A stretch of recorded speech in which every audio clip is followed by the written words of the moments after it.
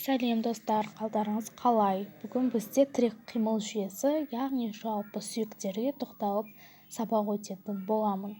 Бүгін бізде тірек қимыл жүйесімен қатар бас сүйек туралы толық ақпарат беруге тырысамын. Жалпы тірек қимыл жүйесі дегеніміз не? Бұл жерде алдыңғы сабақта айтып кеткен қаңқа туралы, яғни бұның бастамасы қаңқа. Қаңқа скелет, латынша скелеттон. Адам денесінде сүйектерінің жалпы саны 200-250-ге дейін тұрады. Қаңқа сүйектерінің екі түрлі қызметі бар: механикалық, биологиялық. Механикалық қызметі ол адамның денесінің тіреушісі, қорғаушысы. Биологиялық қызметі зат алмасуға қатысады. Ерекше биологиялық заты қан сүйектерден пайда болады. Қаңқа 4 бөліктен тұрады. Достар, сіздер алдымен менің каналыма тіркеліп, лайк басып, басқа достарыңызға жіберіп, қолдап өтіңіздер. Енді жалғастырайық. 4 түрлі бөлігі: тұлға, қол, аяқ, бас қаңқалары. Бірінші бөлімі бас қаңқасына, бет сүйектеріне, жалпы сүйектерге тоқталып сіздерге ақпарат беріп өтейін.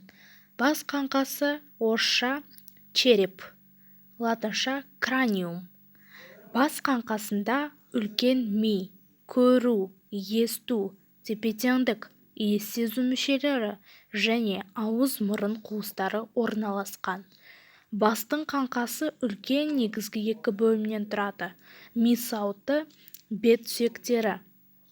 Ми сауыты сүйектері екі жұп төрттақ, бір-бірімен олар жік деген арқылы біріккен. Жұп сүйекке самай мен төбе жатса, тақ сүйекке маңдай, шүйде, торс беті сүйек пен сына сүйек жатады. Ол екеуі бастың ішінде орналасқан. Біріншісі бізде шүйде сүйек. Ол латынша ос аккипиталис. Денесі қабыршақ бөлігі, ішінде сопақша ми орналасқан. Сыртында буындық бетіне омыртқа келіп бекейді. Сына сүйек, ос спинодайре, көбелек тәрізді, яғни ол бас қаңқасының ішінде орналасқан. Денесінің үстінде гипофиз безі жатады, және де оның көбелек тәрізді қанатшалары үлкен-кіші болып бөлінеді. Ол жерде түрік ер-тоқымы бар. Сына сүйекте бүйірінде 3 түрлі тесік болады. Ол жерден қан тамырлар мен жүйке талшықтары өтеді. 3 тесіктің өз атауы бар. Біріншісі ротундум, екіншісі овалия, үшіншісі спинодайре. Самай сүйек, латынша ос темпералис, екі бөлімнен тұрады. Біріншісі тасты бөлігі, екіншісі дабылды бөлігі, яғни қабыршақ бөлігі десек те болады. Тасты бөлігінде 3 қырлы пирамидаға ұқсаған. Ода ішкі құлақ пен вестибуляр аппараты орналасқан. Ал қабыршақ бөлігінде 5 түрлі элемент тұрады. Яғни ол біз өсінді, емізік өсінді, бет өсінді, сыртқы есту тесігі және де мойынтұрақ тесігі. Яғни бұлар кәдімгі өзіміздің құлағымыздың арт жағында орналасқан. Біз өсінді, емізік өсіндісі, мойынтұрығымыз және де сыртқы есту тесігі, бет өсіндісі кәдімгі өзіміздің көзіміздің астындағы бетті бет өсінді деп атаймыз. Маңдай сүйек, латынша ос фронтали. Ол 2 бөліктен тұрады: денесі және де қабыршақ бөлігі. Денесі көздің шарасын жасауға қатысады. Екі қастың астында қуыс болады. Ол жерде ауа болады. Төбе сүйек 2 пластинкадан тұрады, латынша ос париеталис.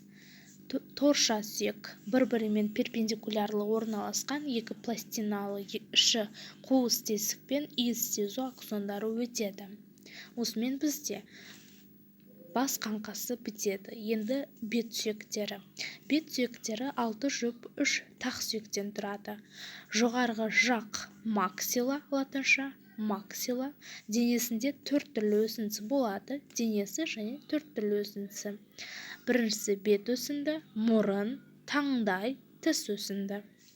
Түсінікті деп ойлаймын.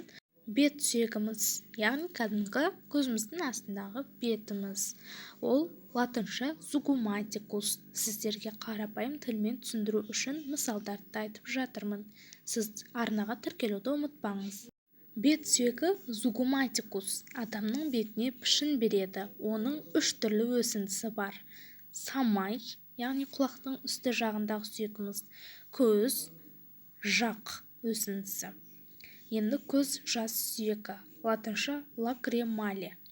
Төменгі жақты латынша мандикула деп атаймыз. Бас қаңқасында жалғыз қана қозғалатын сүйек. Денесі жұп өсіндіден тұрады. Олар тәждік өсінді, айдаршық өсінді. Самай жаққа келіп бекейді. Соңғысы тіл асты сүйегі. Сау болыңыздар достар, келесі сабақтарда омыртқа жотасы туралы, оның бөлімдері, аяқ қол сүйектері туралы айтамын. Арнаға тіркеліңіз.